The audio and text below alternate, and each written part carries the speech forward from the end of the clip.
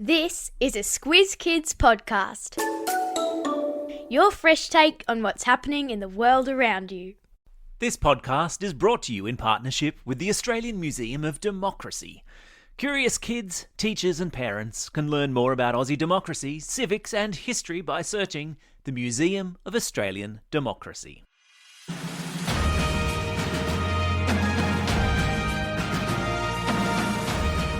Hello there and welcome to the sensational world of civics. I'm Bryce Corbett, host of Squiz Kids, the daily news podcast just for kids. Now, before you start rolling your eyes at the thought of a whole podcast about civics and democracy, total snoozefest, right? Stop and think about this for a moment. How our government works and the decisions it makes reaches into almost every part of our everyday lives. How and why you go to school, the sports you play, the roads you drive on, the hospitals you rely on, the kind of society you're going to grow up and live in. So, settle in as we explore the history of Australian democracy and pull apart how our system of government works. It'll be heaps more fun than it sounds, I promise. Today, we'll explore how Australia became a country, why a non-existent town between Sydney and Melbourne became our nation's capital, and the building of Parliament House. And to guide us on this journey, I'm delighted to welcome to the Squiz Kids hot seat, Stephanie Smith from the Museum of Australian Democracy in Canberra. Steph, welcome to Squiz Kids. Hello everyone. Hello Bryce. Shall we jump straight in? Let's go.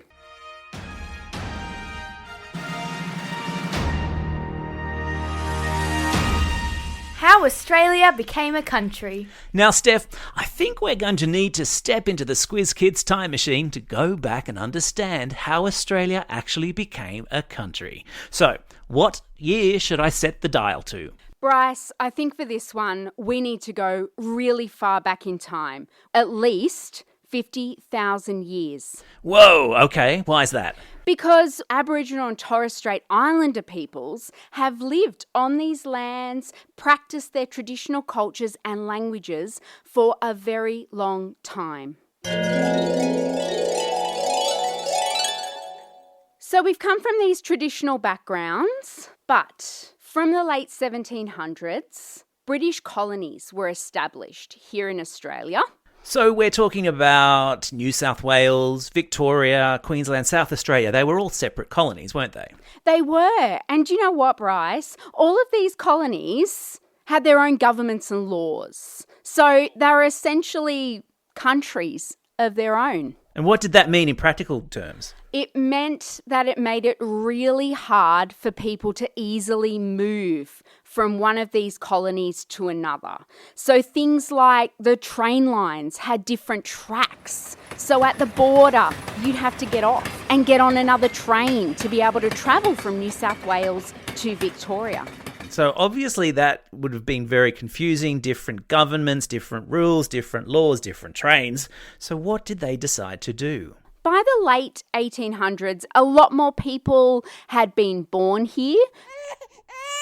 They were participating in sporting teams as Australians, like cricket.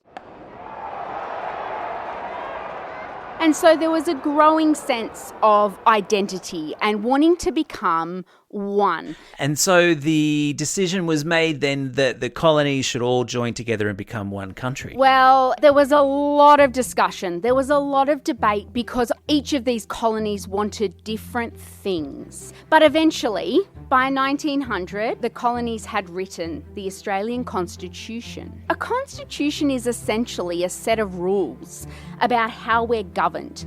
It tells us about what powers the federal government has, how the courts works, and our executive that work in federal parliament. So the Constitution's basically like a rule book for the running of a country. Yes.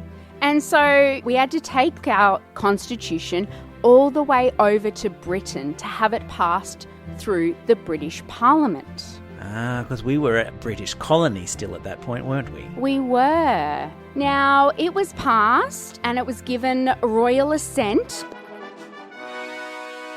on the 1st of January in 1901. We became the Commonwealth of Australia. Woohoo! It sounds like a good time for a party, doesn't it, Bryce?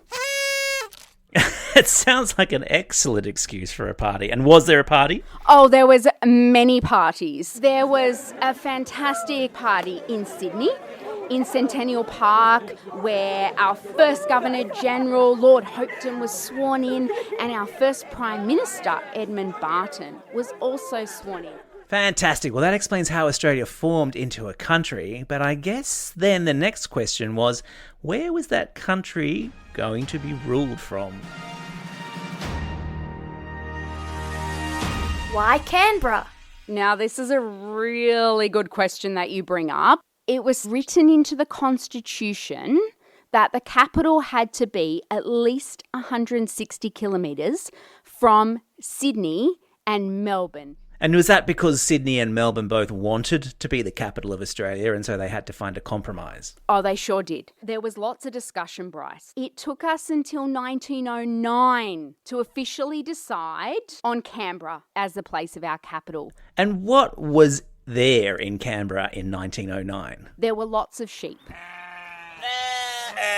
Lots of fields and lots of mountains. And one politician had proclaimed a belief that the cold climate helped the brain work better so that we could have a better decision-making process. Ah, so that's why the teachers leave the windows open during winter. It's all becoming clear now. And was there any other significance to Canberra? Yes, in fact, Bryce, you're right. The name Canberra means meeting place. It's a local Indigenous word.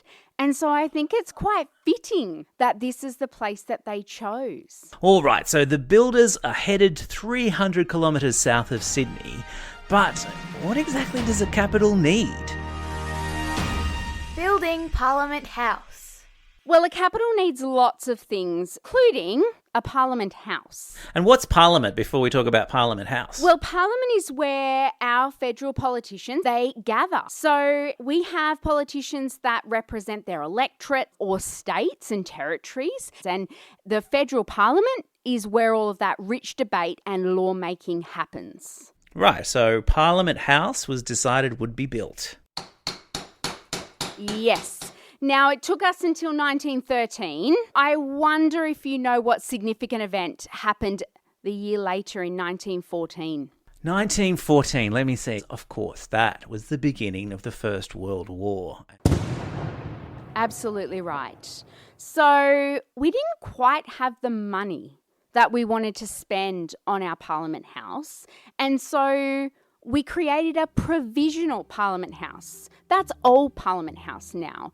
And so this building was only designed to be used for 50 years. So that building that you're sitting in right now, and the Museum of Australian Democracy is now housed inside, was the place where all the decisions were made about how to run the country for a long time. It absolutely is. So it took Bryce until 1927 to open Old Parliament House. When we opened, Parliament sat here for 61 years, but I need to tell you about the opening ceremony of this building. It was such a special occasion. Was it a party? I do like a party. We are always up for a good celebration. Our building was opened by the Duke of York. La-di-da. We also had lots of state premiers, judges, bishops, and plenty of members of the public. But Canberra was just paddocks full of sheep. Where are all these people staying? Well, Bryce, they were camping or staying in their cars. I suppose that shows how enthusiastic people were about the fact that we had our own parliament. It was an important step for us as a young country. Absolutely. It was such a significant moment in our story. But Bryce, can we talk about the food that they ate on the day? Please. You know I love talking about food, Steph. The official party that was in attendance for this grand event enjoyed a lunch of mock turtle soup, poached salmon, Canberra pudding, and some fruit punch. How very fancy. You can keep the turtle soup, though. I'm not so interested in that. Well, you know what? I think we might have been more excited by what the crowd outside was eating. They got sergeant meat pies and scones. So tasty. Oh, much better. And very Australian. But you know what? They overcated, Bryce. Oh, too many pies. Too many meat pies, and some of the food ended up in our local tip. Uh-oh. I love the idea that there are thousands of meat pies, or the remnants of them, buried somewhere in a tip nearby that speak to the foundation of our country. How fitting. And so that building that you're sitting in right now, and the original Parliament House, ended up being used for about 61 years. But by the 1980s, it was starting to get a little bit crowded in there, wasn't it? Oh, it was very crowded. And so when they started here in 1927, we only had 300 people working in our little building. But by the time they left in 1988, there were 3,000 people crammed into our tiny building. It was so cramped that they created offices in the roof spaces that, you know, when they had to get places quickly, Bryce, they'd climb out windows and run across the roof so they could get there quicker. So it was time to build ourselves a new Parliament House. So by the 80s, we had enough money to be able to build Australian Parliament House up on the hill behind us. And you will know it because it has the pointy flag on the top of it. And what's special about Australian Parliament House is that it very much represents Australian values. So if you ever compare, see a lot of British traditions in Old Parliament House, you'll see a lot more Australian shades of colour and in the materials that have been used. Of course, once you have a building, you need to fill it. A quick message now from our partner, the Australian Museum of Democracy. Civics is a big topic. There's way more to explore than can fit into this small episode. If you want to learn more, you can visit their website. They've got lots of classroom activities on Aussie history and government and media, as well as tons of information to support young changemakers, like you. Better yet, visit them in person at the place it all began, Old Parliament House in Canberra. Just search the Museum of Australian Democracy. Coming up. In the next episode, Amanda will be learning how we vote for members of Parliament, what they do when they're in Canberra, and why, when we talk about parties, it's unfortunately got nothing to do with fairy bread and balloons. And Steph, I'll see you again in episode 4. I can't wait, Bryce. Me neither. But in the meantime, get out there and have a most excellent day. Over and out.